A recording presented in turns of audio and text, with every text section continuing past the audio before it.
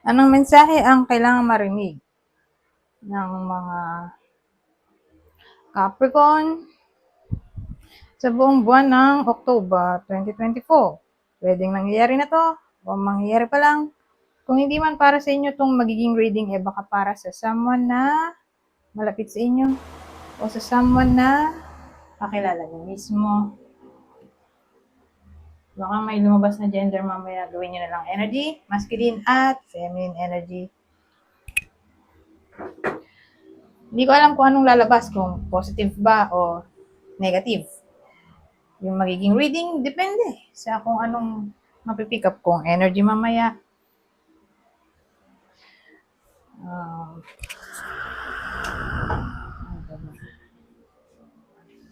Magsimula na tayo. Kung hindi mag-resonate sa inyo to, di i-adjust nyo na lang ang video, hanapin nyo to. Kung hindi pa rin, ito na.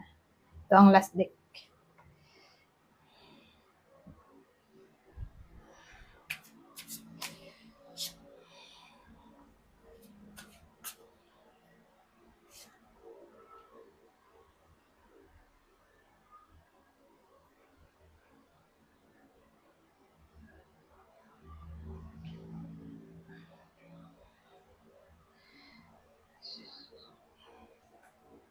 Ano kaya to? Dagdagan natin ng isa pa. Bihira ako maglagay ng dagdag. Usually, dalawa lang talaga. Dalawa lang ang ginagawa kong reading kung walang kodigo. Kasi, pag mas maraming information, mas lalo kong nalilito. Kaya mas pabor sa akin yung dalawang cards lang. Okay? Kung walang kodigo. Katulad dito. Kung maraming kodigo, why not? Diba? Maraming information na nakasulat doon. Hindi na ako mag-isip. Kung ganito, mas pabor sa akin kasi wala akong masyadong iisipin. Hindi ako may stress, hindi ako malilito.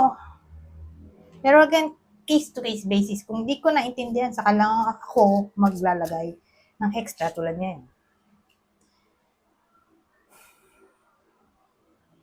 Kasi, ang Three of Cups, ano siya di mo maintindihan kung positive ba o negative.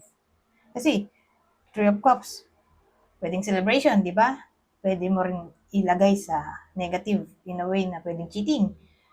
So nalito ako dahil nga may tower dito. So, pwede siyang may kinalaman sa sudden change, unexpected, happenings, o masushock yung iba sa inyo. O change. Talagang literal na hindi inasahan. So, nagdagdag ako the star. Hindi naman siya negative itong combination itong tatlo. So, ang dating sa akin, yung sudden dito ay probably surprise. Surprise kasi may wish na maaring magkatotoo. O clarity na pwedeng mag-gain. Na ikasasaya ng iba sa inyo. Kasi pwede rin itong celebration, happiness, di ba? Ang Three of Cups. Pwede nga rin card din yan ng friendship. So, kung friendship to,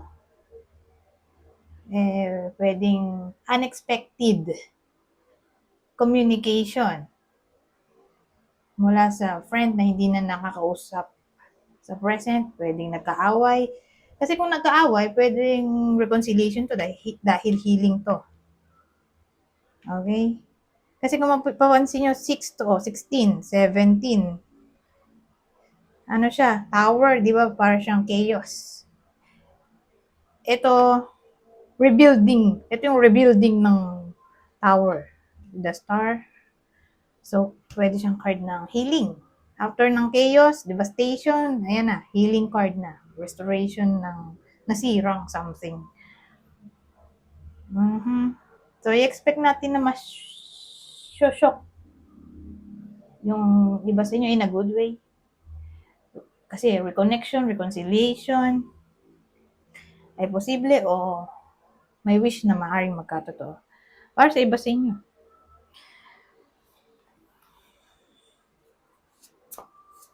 So, dito naman,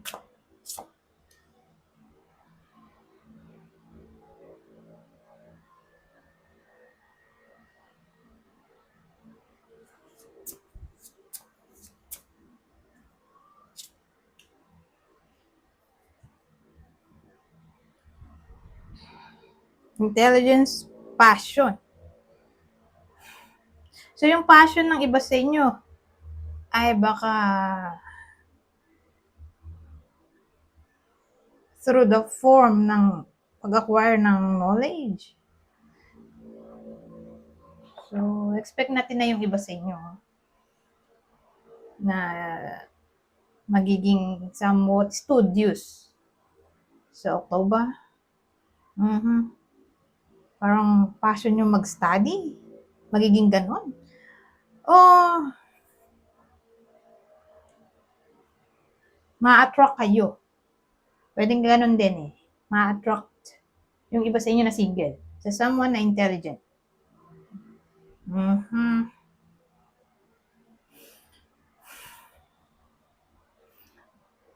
So, mahaba pang oras. Dagdagan pa natin.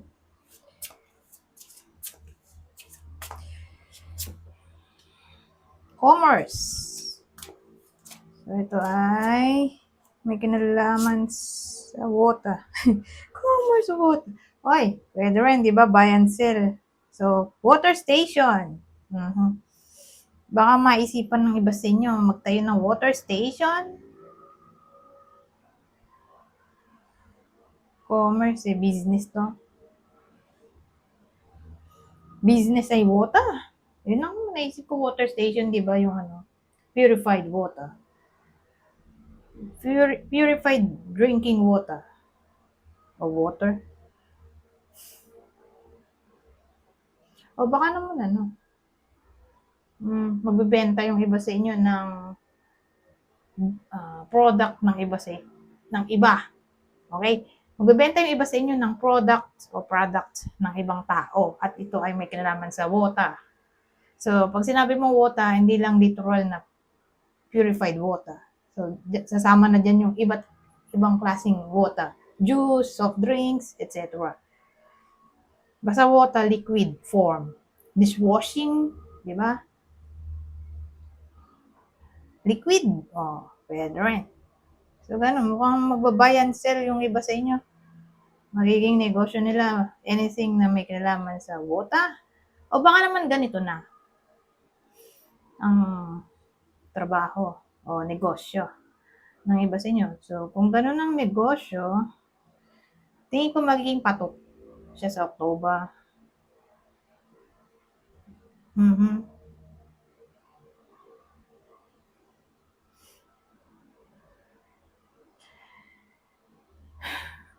Ano pa ba? Mahaba pang oras.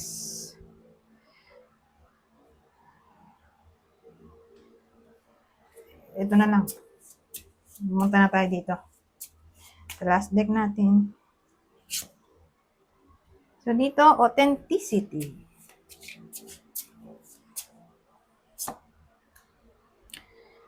Freedom. So, pag nakita ko to, authenticity, freedom, ang naisip ko ay Aquarius. So, Capricorn kayo. Pero, magiging somewhat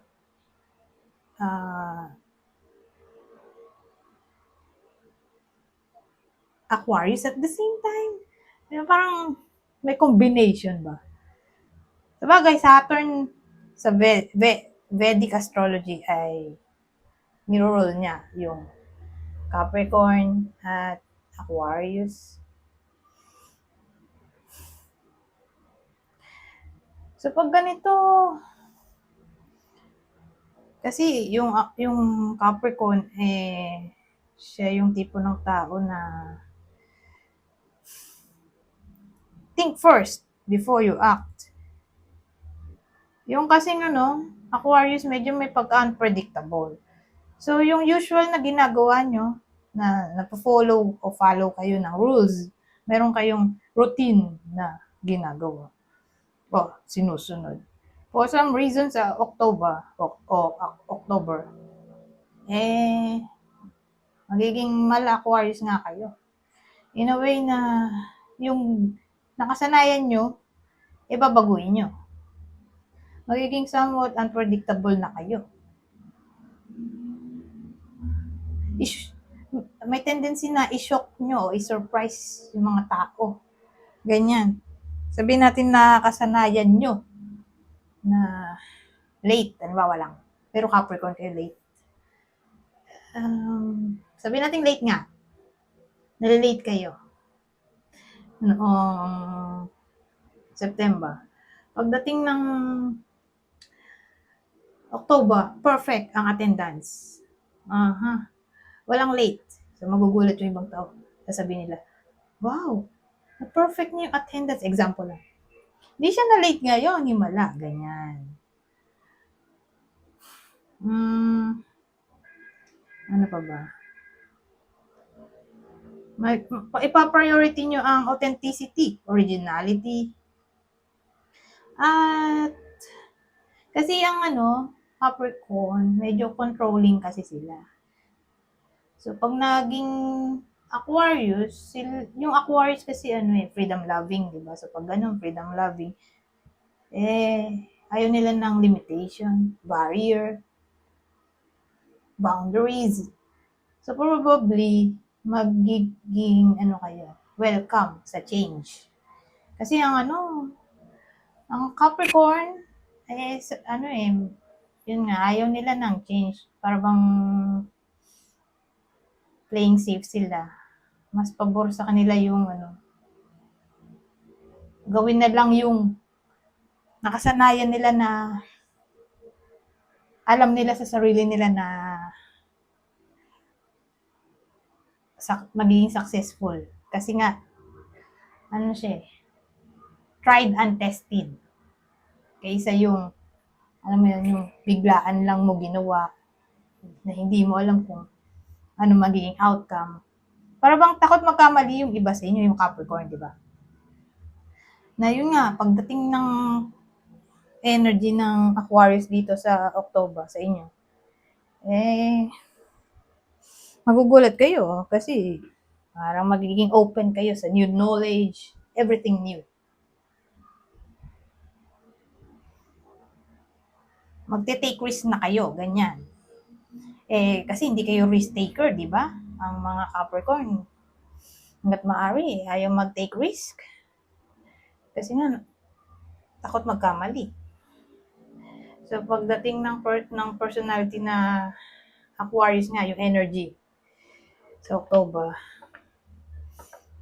So, magiging somewhat rebellious na kayo. Ganyan. Open to change, magiging somewhat energetic, restless ang utak, laging nag-iisip, laging may ginagawa.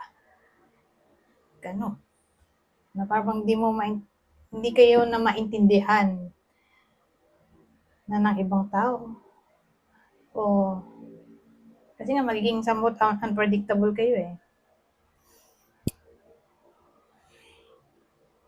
So yan, expect na natin na ganyan yung magiging energy ng Capricorn. Okay? Yung Capricorn mahaluan ng Aquarius. Okay? Itong combination na to. Na magiging kayo, freedom loving. Na ibayin nyo yung routine. Magta-try kayo ng something new. Anyways, hanggang dito na lang. Goodbye. For now.